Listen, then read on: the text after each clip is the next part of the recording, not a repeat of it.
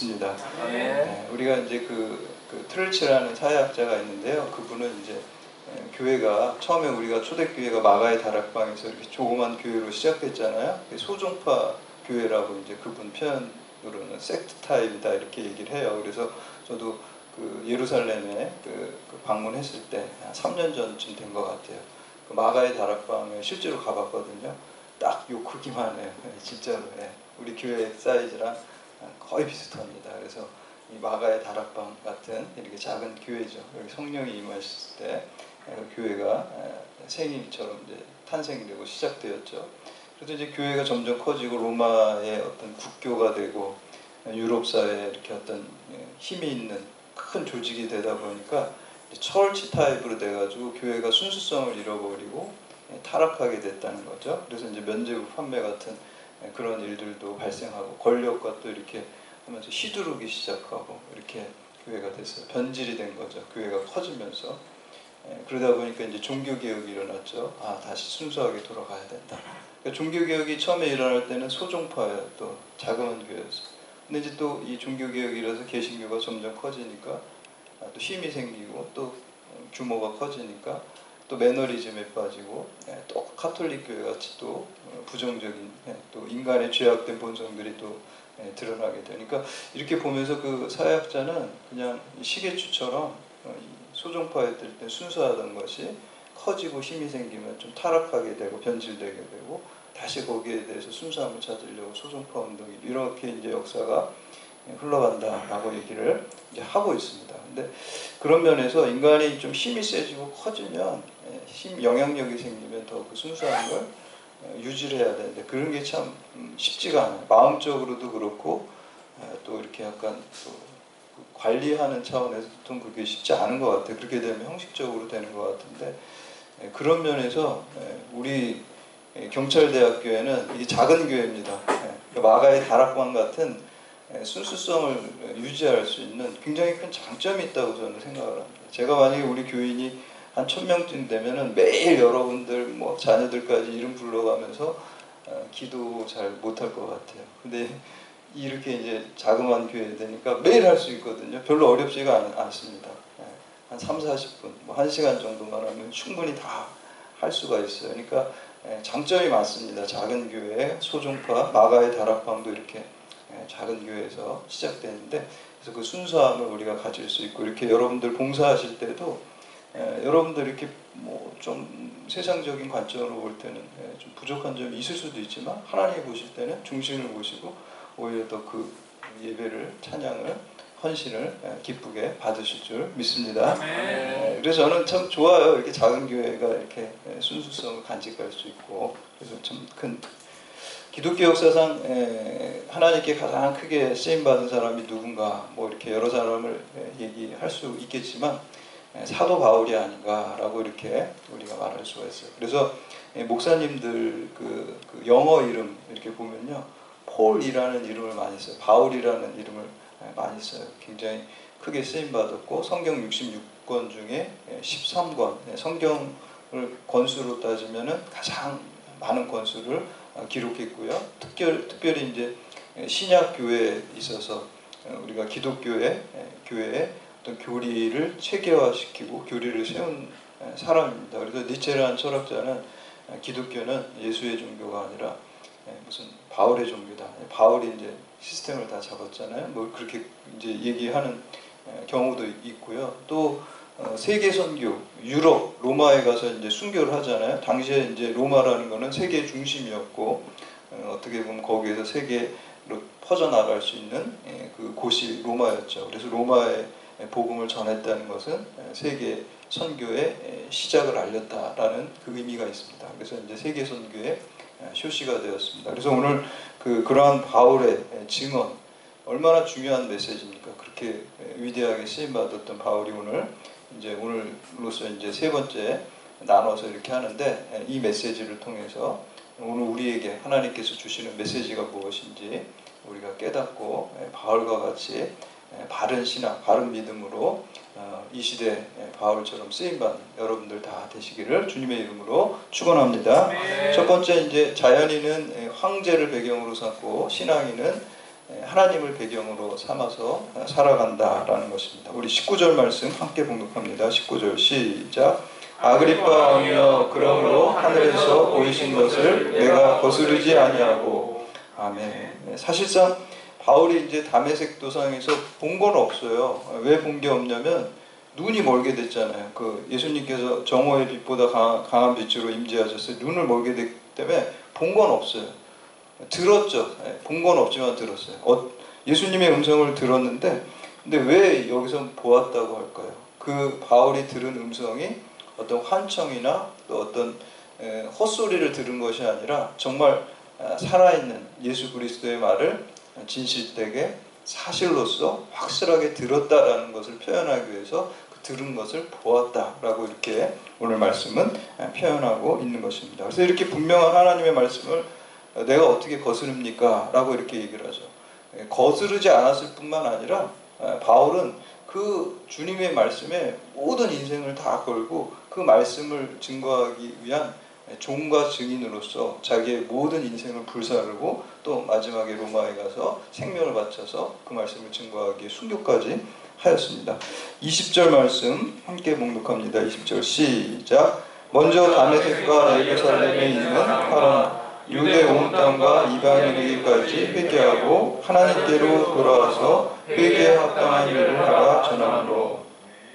다메섹 도상에서 예루살렘 예수님의 부르심을 받은 그 바울이 질점에 다메섹에서 복음을 전했어요. 이 원래 다메섹에 바울이 간 목적이 무엇입니까? 예수 믿는 사람을 잡아서 예루살렘에 끌고 가서 죽이려고 가던 길에 예수님을 만난 것이죠. 그러니까 예수님을 믿는 사람을 죽이려고 갔는데 오히려 거기에서 복음을 전하게 됐어요. 그러니까 공포에 떨고 있는 다메섹 사람이 이 바울이 예수를 만나서 변화되자 오히려 복음의 꽃을 피우게 만드는 역할을 바울이 했다는 거예요. 그러니까 여기서 한 사람의 변화가 얼마나 중요합니까? 여러분, 이거 굉장히 나 한 사람 변화돼서 뭐가 변화될까? 이런 생각은 저는 사탄이 주는 생각이라고 생각합니다. 여러분, 한 사람을 통해서 하나님이 역사하세요. 그래서 장지호노라는 사람이 쓴 나무를 심는 사람이라는 그 책에 보면은 거기에 어떤 그 노인이 목동이 황무지 같은 데다가 매일 뭘 심어요. 씨앗을 심어요. 근데 거기에 이제 왔던 사람이 그것을 이렇게 하루 묵어가는 청년이 봅니까? 저렇게 매일 저렇게 뭘 심는데 저게 이렇게 황무지에 무슨 의미가 있을까? 이렇게 생각을 했는데 한 30년 뒤에 그곳을 다시 찾게 됐는데 깜짝 놀란 거예요. 그 황무지가 그 나무가 자라가지고 숲이 무성해지고 거기 마을이 형성되고 사람들이 거기서 축제를 하면서 행복하게 사는 것을 보게 됐어요. 한 사람의 희생이 많은 사람들을 살리고 생명을 풍요롭게 해줬다라는 것을 그 사람이 깨달았다. 그게 나무를 심는 사람인데 예수 그리스도께서 그런 것이죠. 예수 그리스도께서 한 분이 십자가의 죽으심으로 우리 모든 인류가 그를 믿는 자들이 생명을 얻고 풍요성함을 누리게 되는 것이죠. 마찬가지입니다. 우리가 그리스도로 사는 것은 예수 그리스도의 뒤를 따라가는 거예요. 나 한 사람이 변해서 뭐가 될까가 아니라 나 한 사람이 변화돼서 놀라운 일을 하나님께서 행하신다는 것을 믿는 것입니다. 오늘 바울과 같이 예수 믿고 바울 한 사람이 변했을 때 하나님께서 그를 통해서 하나님 뜻을 이루시고 영원구원의 역사를 이루신 것과 같이 여러분 한 사람이 정말 말씀에 순종하는 사람, 뭐 그런 분들 많아요. 이렇게 만나보면은 저는 썬데이 크리스찬이요 이렇게 대답하시는 분들 많아요. 특히 이제 경찰관들 중에도 이제 그런 분들이 많으신데 뭐 이해는 되는데 그게 썬데이 크리스찬이 되면 안 되지. 리얼 크리스찬으로 바뀌셔야 돼요. 변화되셔야 돼요. 그래서 내 한 사람이 변화돼가지고 하나님의 뜻이 나를 통해서 이루어지고 또 믿지 않는 사람이 주님께 돌아오는 그 역할을 여러분들 잘 감당하시기를 주님의 이름으로 축복합니다. 그래서 한 사람이 이렇게 그 다메섹이 예루살렘에서 또 이스라엘 또 전역과 이방인들에게 이제 복음을 다 전했습니다. 그래서 회개하고 하나님께 돌아와서 회개에 합당한 일을 하라라고 이렇게 얘기를 하고요. 21절 말씀 함께 공독합니다. 21절 시작. 유대인들이 성전에서 나를 잡아 죽이고자 하였으나. 아멘. 한글 성경에는 이 번역이 빠져있는데 그리스어 원문에 보면 이런 이유 때문에. 왜? 어떤 이유입니까? 이 유대인들은 선민의식이 있어요. 우리만 구원받는다는 의식이 있었는데 바울이 전한 복음은 뭐예요? 이방인에게도 복음을 전했고 남녀노소 불문하고 누구든지 예수 이름을 믿기만 하면 다 구원받는다 그랬어요.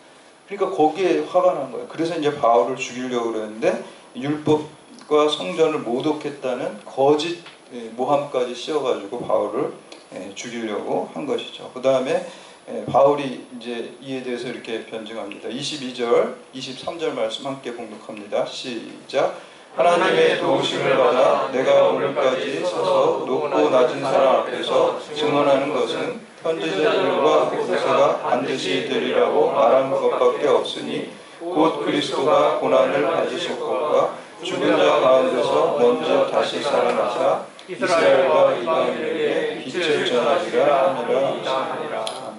바울 자신을 죽이려는 유대인들이 온갖 박해와 살해 위협 속에서도 증언한 것은 자기 생각이 아니라 선지자들과 모세가 반드시 되리라고 말한 것밖에 전한 게 없다. 이게 무슨 말이냐면 성경 말씀만 전했지 내 생각과 내 사상을 전하지 않았다는 거예요. 바울 당시에는 신약 성경이 당연히 없었고요. 구약 성경이 성경의 전체였는데 그 중에서 이제 구약 성경을 표시할 때 오늘 선지자들과 모세라는 것은 모세는 모세 율법이고 모세 오경을 말하는 거고요. 그래서 구약 성경이 모세 오경과 선지서들로 이루어지기 때문에 여기서 선지자들과 모세라는 것은 구약 성경을 의미하는 거고 바울 당시에는 성경 전체의 말씀을 전했다라는 그 의미를 가지고 있습니다. 바울은 이렇게 하나님의 도우심으로 사람들 앞에서 복음의 증인된 삶을 일관할 수 있었다라고 이제 증언합니다. 우리 창세기 11장 1절에 보면 하나님께서 아브라함에게 이렇게 말씀하십니다. 아브라함이 99세 때 여호와께서 아브라함에게 나타나서 그에게 이르시되 나는 전능한 하나님이라 너는 내 앞에서 행하여 완전하라. 하나님께 아브라함이 완전하라. 여러분 사람이 완전합니까? 완전한 사람이 어디 있습니까? 저도 요즘에도 뭐 하다 보면 자꾸 실수하고 빠뜨리고 이런 게 진짜 많은데 우리는 계속 실수하고 불완전한데 어떻게 하나님께서 사람한테 완전하라 그럽니까? 사람 자체가 불완전한 존재입니다. 근데 그 성경 말씀을 자세히 보면은 하나님께서는 너는 내 앞에서 완전하게 행하라 그래요. 내 앞에서. 하나님 앞에서 우리가 걸어가게 되면요. 우리의 배경이 누가 됩니까? 하나님이 배경이 돼요. 하나님이 우리의 배경이 되면 내가 비록 불완전할지라도 배경 되신 하나님께서 완전하신 하나님, 엘샤다이 하나님, 전능하신 하나님이 우리의 부족함을 다 채워줘서 우리가 그때 완전하게 되는 거죠. 사도 바울이 뭐라 그럴까? 내게 능력 주시는 자 안에서 내가 무엇이든지 다 할 수 있다 그랬어요. 불가능이 없다는 거예요. 내가 하는 게 아니라 내 안에 계신 예수 그리스도. 우리가 하나님을 배경으로 삼게 되면 완전해질 수 있어요. 그래서 우리가 사도 바울은 하나님을 배경으로 해서 살았기 때문에 그 삶이 온전해지고 영원한 생명에 이르게 되는 거예요. 반면에 이 자연인들의 삶은 어떻습니까? 오늘 본문에 보면 다 황제를 배경으로 삼고 사는 사람이에요. 이 사람들의 초점은 다 황제에게 가 있어요. 황제가 최고의 권력이기 때문에 황제를 통해서 황제와 가까운 관계 속에서 그 도움 속에서 자기도 황제가 누리는 권력과 부귀영화를 조금 더 누리려고 거기에 초점이 다 맞춰져 있는 거예요. 오늘 아그리빠라든지 베스도라든지 거기에 천부장들은요 다 황제를 배경으로 사는 거예요. 황제하고 가까울수록 권력이 많은 거예요. 그래서 자연인들은 황제를 배경으로 삼지만 이 신앙인들은 하나님을 배경으로 사는 것입니다. 이 베드로전서 1장에 보면 모든 육체는 풀과 같고 그 모든 영광은 풀의 꽃과 같으니 풀은 마르고 꽃은 떨어지되 오직 주의 말씀은 세세토록 있다라고 했습니다. 황제를 배경으로 하는 것은 풀과 같이 또 시들고 또 풀의 꽃과 같이 다 떨어지지만 하나님을 배경으로 하는 사람, 하나님 말씀을 따르면서 살아가는 사람은 영원토록 온전해질 수 있다라고 말씀하는 것입니다. 두 번째는 이 정치적 메시아는 죄와 죽음의 문제를 해결할 수 없습니다. 바울이 부활하신 예수님을 만나고 복음을 전했습니다. 그 내용이 20절의 증언처럼 회개하고 하나님께 돌아와서 회개에 합당한 일을 하라 그랬어요. 그냥 회개라는 것이 메타노이아라고 방향 전환이고 뉴턴이라는 뜻이거든요. 나 중심의 삶에서 하나님 중심의 삶으로 돌아서는 거. 유턴하는 게 회개하는 것입니다. 그런데 이제 유턴하는데 우리가 지정의의 회개를 해야 돼요. 그게 전인적인 거예요. 머리로만 그냥 회개하고 그냥 부흥회 가서 한번 일시적으로 감동해서 눈물을 흘리면서 감정으로만 회개하고 여기서 끝나기 때문에 열매가 없게 되는 것입니다. 우리가 삶의 현장에서 의지를 가지고 지속적으로 하나님의 말씀을 쫓아가고 내가 하나님 중심으로 돌이켰던 회개의 삶을 계속해서 가야지 온전해지고 또 열매를 맺을 수 있다라고 하는 것입니다. 그런데 이 방향전환하라는 것은 또 이 황제를 배경으로 삼는 삶에서 하나님을 배경으로 삼는 삶으로 돌이키라는 의미도 거기에 있습니다. 그리고 정치적 메시아를 소망하는 신앙에서 우리를 죄와 죽음으로부터 해방을 주는 메시아 신앙으로 뉴턴하라는 것입니다. 여러분, 그 애굽에서 노예살이 하던 그 이스라엘 백성이 이제 출애굽하게 되죠. 그래서 이제 이스라엘 국가를 만들고 그 솔로몬 뒤에 이제 남왕국, 북왕국이 나눠지죠. 그 북왕국은 722년에 그 아시리아에서 멸망되고, 그리고 그 남유다는 586년에 그 바벨론에 의해서 멸망이 됩니다. 그리고 나서 이제 페르시아, 우리 성경에는 바사 제국이 또 통치를 하게 되고, 또 이제 헬라 제국이 또 통치를 하게 되고, 로마 제국이, 그러니까 이 이스라엘 민족의 역사는요 다 식민 통치 받았어요. 다 제국들에, 그때 강대국들의. 그러니까 기다리는 메시아가 누구냐면 바로 이 지금 현재 이 바울 당시, 예수님 당시 로마의 제국으로부터 우리를 좀 해방시켜주는 메시아가 오기를 바랬던 거예요. 그런데 바울이 전한 복음은 무엇입니까? 예수 그리스도가 메시아라는 거예요. 받아들일 수가 없어요. 예수 그리스도는 그 갈릴리 그 나사렛의 가난한 빈촌의 목수 출신의 배움도 없는 사람이 어떻게 메시아가 돼요? 더군다나 로마의 압제로부터 자기들을 해방시켜줘야 되는데 로마 군인들에 의해서 십자가 처형당한 사람이 메시아라는 것을 도저히 받아들일 수가 없습니다. 그렇기 때문에 이 사람들은 정치적인 메시아를 기다리고 기대했던 것입니다. 이 믿음이라는 게 성경에 근거한 게 아니라 자기의 소원과 소망에 근거하는 기복적인 신앙이 바로 이 정치적 메시아를 기다린 거예요. 그런데 성경에 보면은, 특별히 이제 이사야 53장에 보면 메시아에 대한 것이 고난받는 종에 대한, 그리고 십자가에서 마치 예수님께서 돌아가시고 군병들에게, 로마 군병들에게 조롱당하고 또 그 아리마대 요셉의 그 무덤에 장사된 것을 마치 보는 것처럼 700년 전에 이사야가 53장에 고난받는 메시아에 대해서 기록하고 있어요. 그 말씀이 그대로 성취되고 그 말씀을 믿는 것이, 그것이 바른 기독교 신앙입니다. 내 그냥 소원하는 것을 그대로 믿는 게 아니라 말씀이 그대로 우리의 삶 가운데 이루어지고 그것을 사실로 믿는 것이, 그것이 기독교 신앙입니다. 그래서 정치적인 메시아는 일순간 우리에게 육신의 안전과 혹은 경제적인 번영을 줄 수는 있어요. 그러나 만약에 그러한 정치적인 메시아가 와가지고, 예수님도 정치적 메시아 되는 게 더 쉽죠.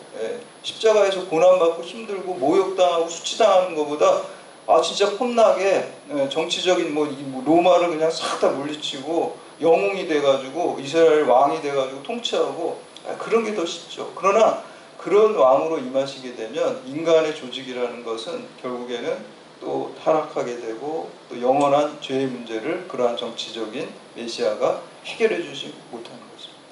우리는 육신을 가지고만 사는 인간이 아니라 영적인 존재이기 때문에, 물론 육신의 문제를 우리가 해결을 해야지 하루하루 살아갈 수 있지만 더 근본적인 것들은 영적인 문제, 영원한 문제입니다.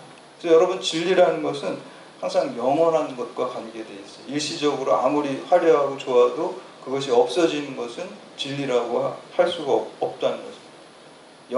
영원하도록 우리에게 임하는 것이, 그것이 진리가 되는 것입니다. 그래서 그 비트겐슈타인이라는 철학자는 그 논리를 주로 많이 연구한 학자인데, 논리와 과학이 아무리 발달해도 인간의 근본적인 문제는 해결해 주지 못한다고 했습니다.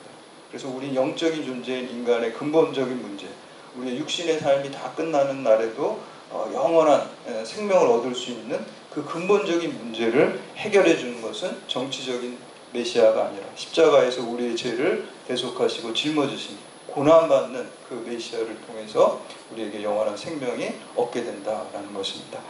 마지막으로 세 번째는, 기독교 신앙은 예수에 미치는 것입니다. 지금까지 바울의 증언을 다 이제 듣게 됐어요. 바울의 증언 정말 귀한 설교죠. 어떻게 이런 설교를 직접 들었으면 그 축복의 은혜인데, 그걸 또 은혜를 귀한 거를 아무리 줘도 그거를 또 아멘으로 받아들여야지 역사가 일어나고 구원의 역사가 일어나는데 그거를 받아들이지 못하면 구원의 역사가 일어나지 않습니다. 그래서 이 설교를 듣고 반응이 이제 베스도에게서 나옵니다. 24절, 25절 말씀 함께 봉독합니다. 시작. 바울이 이같이 변명하매 베스도가 크게 소리내어 이르되 바울아 내가 미쳤도다. 내 많은 학문이 너를 미치게 한다 하니 바울이 이르되 베스도가 격하여 내가 미친 것이 아니고 참되고 온전한 말을 하나이다. 베스도는 총독은 바울이 미쳤다고 단정했습니다. 자연인의 시각으로 보면 당연히 미친 사람이죠. 그 처형당한 예수가 살아났다고 그러고 다시 뭐 자기한테 말을 하고 또 그 예수님이 명령한 대로 자기가 종과 증인으로 산다 그러니까 이 사람은 제정신이 아니에요. 또 제정신이 아닌 거는 자기가 그 총독은 이 이력을 다 알고 있어요. 지금 바울의 이력을 쫙 깨고 있잖아요. 근데 자기가 가말리알 문화에서 그렇게 최고의 학문을 배운 사람이 자기가 또 유대교에서 지도자로 또 권력과 명예를 가질 수 있는데 그거를 다 배설물처럼 버리고 이렇게 지금 말도 안 되는 소리. 예수가 살아났다고 그러고 또 그가 구원자라고 그러고 그러니까 이제 미쳤다고 그러고 너의 많은 학문이 너를 미치겠다. 많이 배웠는데 네가 너무 많이 공부를 하다 보니까 제정신이 아니다. 이제 이렇게 얘기를 하죠. 근데 여기서 이제 미치다는 말은 또 다른 의미가 있죠. 우리가 뭐에 이제 몰두하는 걸 미쳤다 그러잖아요. 축구에 미쳤다고, 영화에 미쳤다고 이런 얘기를 하죠. 물론 이제 베스도는 그런 의미로 쓴 건 아니지만 만약에 그런 의미라면 이 사도 바울은 미친 사람이에요. 예수에 미친 사람. 사람들은 보통 자연인들은 어디에 미치고 세상의 돈에 미치고 권력에 미치고 욕망에 미쳐 있지만 이 사도 바울은 예수에 미친 사람이었기 때문에 예수를 따라갔고 그런 모든 것들을 배설물처럼 버리고 오늘 보면은 내가 미친 것이 아니요 참되고 온전한 말을 합니다. 참되고 온전한 건 영원한 것입니다. 아무리 이 왕과 지금 총독과 천부장들이 화려하고 권력이 있고 권세가 있어 보일지라도 그것은 다 영원한 것이 아니에요. 그렇기 때문에 참되지 않은 거예요. 온전하지 않은 거예요. 그러나 바울은 비록 초라해 보고 보잘것없어 보이지만 주님께서 영원하신 주님께서 나의 구세주가 되시기 때문에 그렇기 때문에 내가 말하는 것 부활의 주님 또 영원한 천국에 대한 것들은 참되고 영원한 것이다 라고 이렇게 말하고 있습니다. 그래서 사도 바울이 빌립보서 1장에서 나는 간절한 기대와 소망을 따라 아무 일에든지 부끄러워하지 아니하고 지금도 전과 같이 온전히 담대하여 살든지 죽든지 내 몸에서 그리스도가 존귀하게 되려 함이니라.